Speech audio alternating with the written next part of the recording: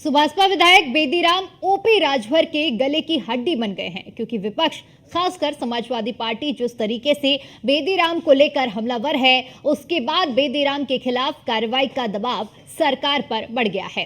हैरानी की बात तो ये है कि ये वही बेदीराम है जिन्होंने सपा और बसपा सरकारों के दौरान जमकर मलाई काटी है और सरकारों ने इन्हें ऐसे करने में खुली छूट भी दी थी।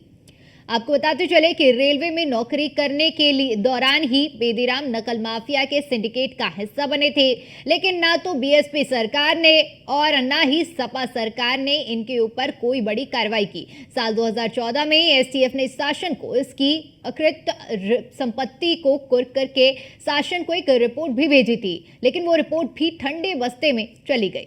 इस दौरान पेपर लीक के मामले में बेदीराम ने जेल की हवा भी खाई। इतना ही नहीं, पेपर लीक में इनकी काफी बार भूमिका के बावजूद जब 2022 में सपा सुभाषपा गठबंधन में इन्हें जखनिया से प्रत्याशी बनाया गया, तो भी अखिलेश यादव को कोई दिक्कत नहीं थी। खैर, अखिलेश यादव इस मामले में हमलावर हैं और ओपी राजभर की सांस अटकी हुई है। लेकिन बड़ा सवाल यह है कि अखिलेश यादव के समर्थन से विधायक बने बेदीराम पर क्या अखिलेश यादव को बोलने का हक बनता है? क्योंकि भले ही राजभर की पार्टी ने पाला जरूर बदल लिया है, लेकिन बेदीराम विधायक तो अखिलेश यादव की पार्टी के समर्थन से ही बने हैं। क्या अखिलेश यादव को बेदीराम का पुराना इतिहास नहीं मालूम था?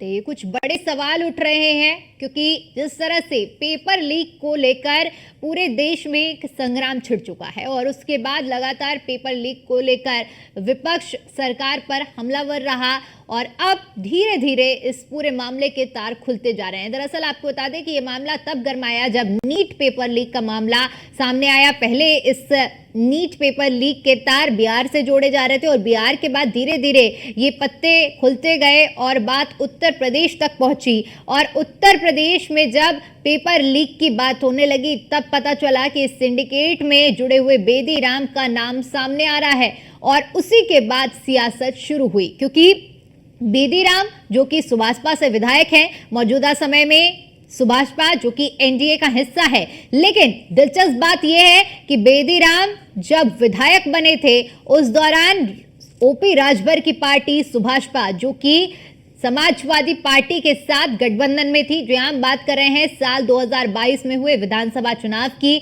और उस दरमियान 2022 में जब चुनाव हुए थे तो बेदीराम को जखनिया से टिकट दिया गया था सुभाषपा की ओर से, लेकिन समर्थन समाजवादी पार्टी का भी था, गठबंधन में चुनाव लड़ा गया था। तो इन सब बातों के बीच में बड़ा सवाल अब ये उठ रहा है कि क्या जब टिकट का वितरण किया गया उस दौरान ये नहीं देखा गया कि बेदीराम पर पहले भी 9 मुकदमे दर्ज हैं? जानकारी के लिए आपको बताते चले कि 8 पेपर लीक के मामले दर्ज हैं और एक गैंगस्टर का मामला भी दर्ज है बेदीराम पर। यानी कुल मिलाकर अगर बात करते हैं तो 9 मुकदमे बेदीराम पर दर्ज हैं, जिसमें से मध्य प्रदेश, राजस्थान और उत्तर प्रदेश में ये मुकदमे दर्ज किए गए हैं अलग अलग प्रकरणों को लेकर। इसके अलावा हम बात करें अगर साल 2006 की, तो 2006 में गैंगस्टर एक्ट लगा था और तब रेलवे पेपर लीक करवाने में नाम आया था। ये पूरा वाकया लखनऊ का बताया जा रहा है। इसके अलावा साल 2008 की बात करते हैं तो रेलवे पेपर लीक मामले में केस दर्ज हुआ था, उस दौरान मायावती सरकार में थी। 2010 की बात करें, पुलिस भर्ती पेपर लीक करवाने में बेदीराम का नाम सामने आया था और जौनपुर में केस दर्ज हुआ था, उस दौरान भी बसपा की सरकार थी। इसके बाद आपको बताते चले कि 2014 में पेपर लीक का मामला दर्ज हुआ, उस दौरान समाजवादी पार्टी की उत्तर प्रदेश में सरकार थी। यानी कुल मिलाकर देखें तो जिस तरह से हमने अभी आपको बताया कि सपा और बसपा के कार्यकाल में जमकर बेदीराम ने मलाई काटी है और इससे पहले भी जो लगातार 9 केस दर्ज किए गए हैं, जिनमें से 8 मामले पेपर लीक के मामले रहे हैं। ऐसे में बड़ा सवाल ये रहा है कि ऐसा कौन सा बड़ा संरक्षण मिलता गया जो 2006 से लेकर आज 2024 तक इतने मामले दर्ज हुए लेकिन किसी तरह की कोई कार्रवाई नहीं हुई है।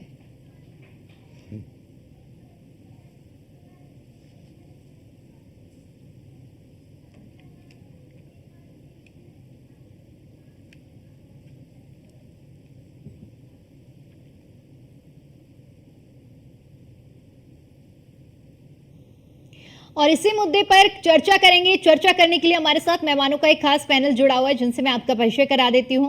शमशी आजाद जी हमारे साथ जुड़े हुए हैं, बीजेपी प्रवक्ता हैं। अभिषेक बाजपेयी जी हमारे साथ जुड़े हुए हैं, समाजवादी पार्टी के प्रवक्ता हैं। डॉक्टर इंदुकांत दीक्षित जी हमारे साथ जुड़े हुए हैं, पॉलिटिकल एक्सपर्ट हैं। और हमारे संवाददाता एसके वाजपेयी हमारे साथ जुड़े हुए हैं लखनऊ से। एसके, चर्चा की शुरुआत आपके साथ करेंगे, क्योंकि देखिए जिस तरह से पेपर लीक का मामला नीट प्रकरण से शुरू हुआ, बिहार से तार जुड़ते जुड़ते उत्तर प्रदेश तक पहुंचे और धीरे धीरे ये तार विधायक तक पहुंच गए, यानी कि अब बेदी राम का नाम खुलकर सामने आ रहा है। ऐसे में अगर इस पूरे घटनाक्रम को समझे, अब पक्ष और विपक्ष पूरी तरह से हमलावर है सत्ता पक्ष पर, लेकिन बहुत बड़े सवाल इस पूरे प्रकरण को लेकर खड़े हो रहे हैं।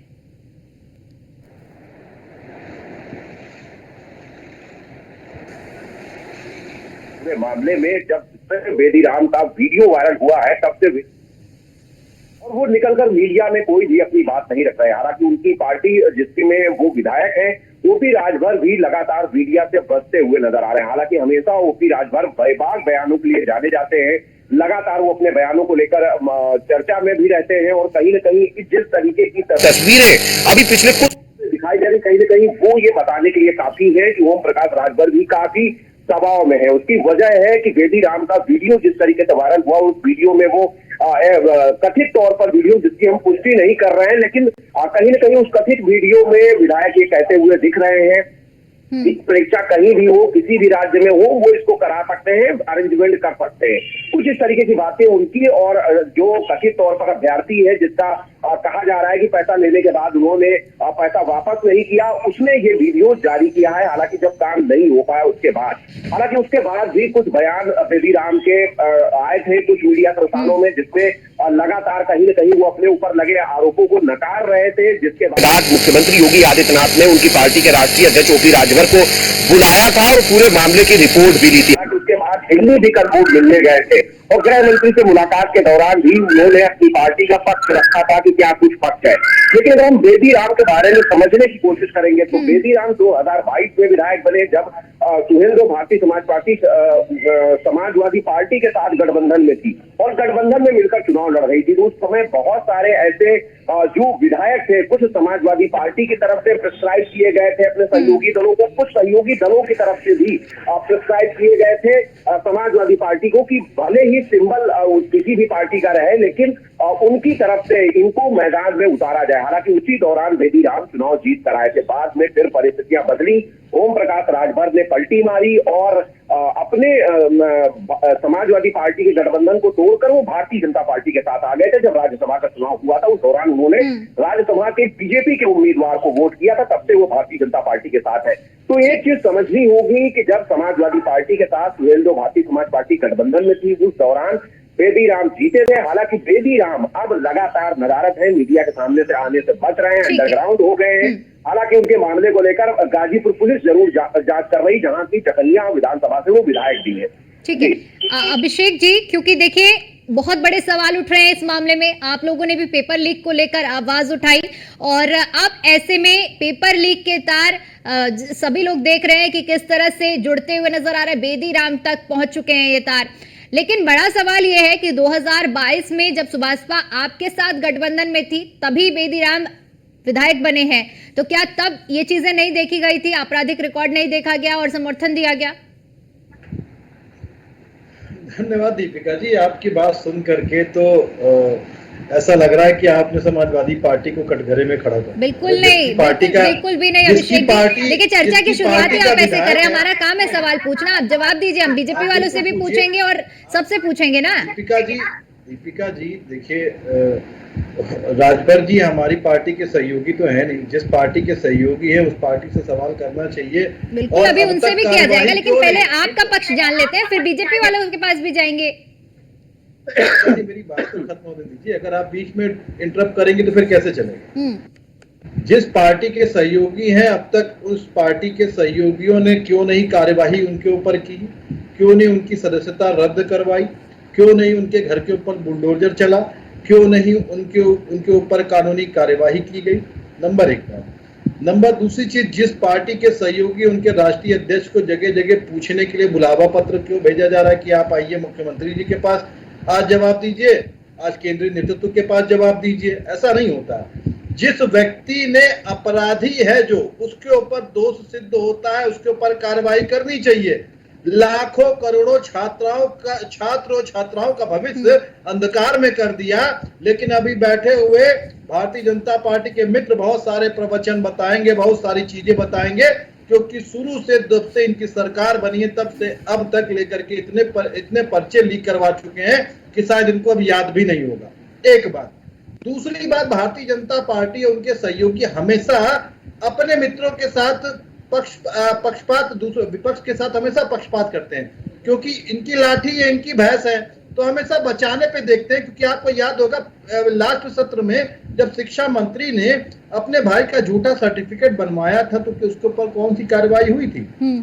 उसी जगह कोई और व्यक्ति होता है जो झूठे सर्टिफिकेट के माध्यम से नौकरी कर रहा होता, तो उसकी नौकरी खत्म कर दी जाती है, उसके ऊपर बाकायदा उससे सारा पैसा वसूला जाता है। लेकिन क्या शिक्षा मंत्री के ऊपर कोई कार्रवाई हुई थी?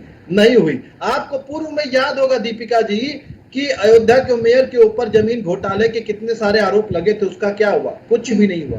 तो ये भारतीय जनता पार्टी, इनका चरित्र ही ऐसा गंदा चरित्र है इन लोगों का, क्योंकि ये हमेशा जनता को बरगलाने का काम करते हैं और युवाओं के हित के लिए तो बात करते हैं, लेकिन युवाओं के लिए करना इनको कुछ नहीं होता है।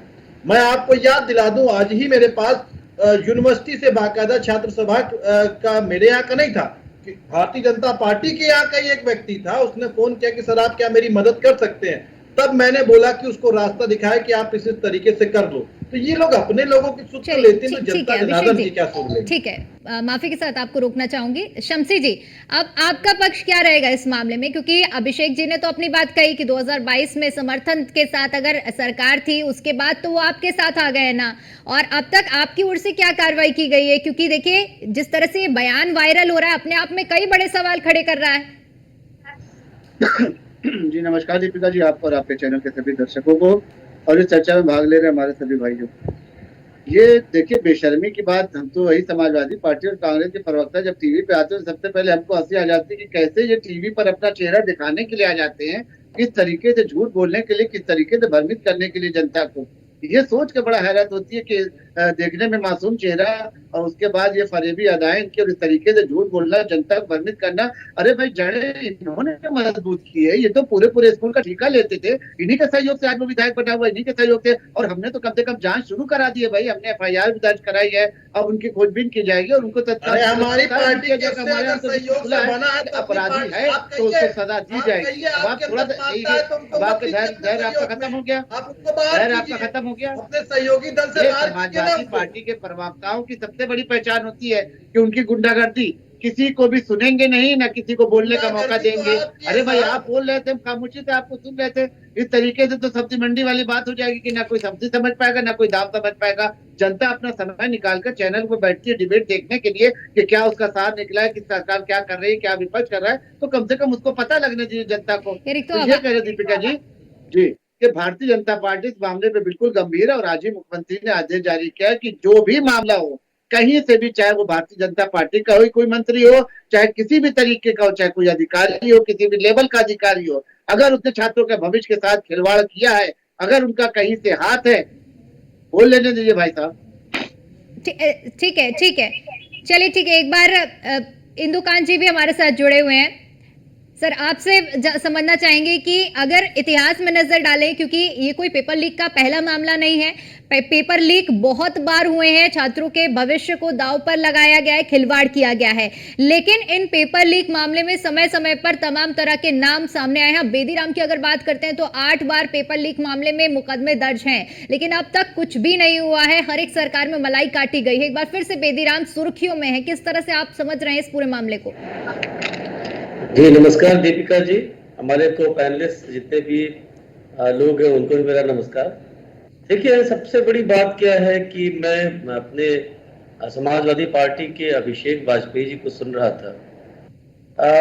उत्तर प्रदेश में समाजवादी पार्टी के जितने भी कैंडिडेट्स होते हैं, जो कार्यकर्ता होते हैं, उनकी छवि किस तरह की रहती है, इससे शायद वाजपेयी जी तो वाकिफ हैं। आमतौर पर जिन चीजों के वो आरोप लगा रहे थे दूसरे लोगों पर, अखिलेश जी ने जब 2012 में सत्ता संभाली थी और उनको कमांड दिया था एक तरह से मुलायम सिंह जी ने। तो आपको याद होगा कि समाजवादी पार्टी की इसी छवि को बदलने के लिए उन्होंने अपने चाचा शिवपाल जी तक को पार्टी से अलग करने के लिए एक तरफ करने की कोशिश शुरू की थी।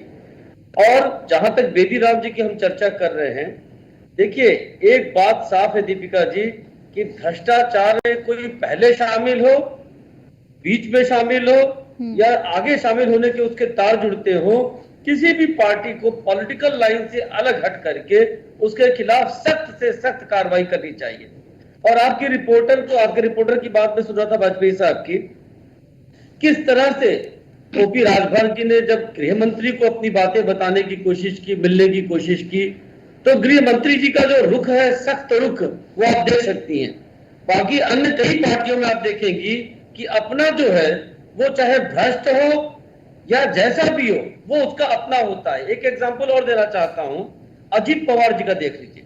अजीत पवार जी पे जब कार्रवाई चल रही थी, जो आरोप लगाता है विपक्ष कि उस पे उनके ऊपर 70,000 करोड़ से अधिक का घोटाले का आरोप था, तो जब तक उनके खिलाफ केंद्र की सरकार कार्रवाई कर रही थी, जांच चल रही थी, तब तक लगातार केंद्र सरकार पे आरोप लगाया जाता था कि विक्टिमाइज करने की कोशिश हो रही है, जो कि विपक्ष के नेता हैं।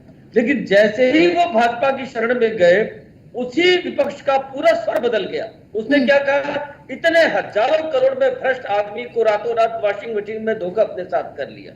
तब जबकि जांच चलती रही, देखिए जो भी सत्ता में होता है दीपिका जी, हम कोई दूध का पूरी तरह से धुला नहीं होता है, कुछ न कुछ वो एजेंसियों का अपने हिसाब से दुरुपयोग करता है।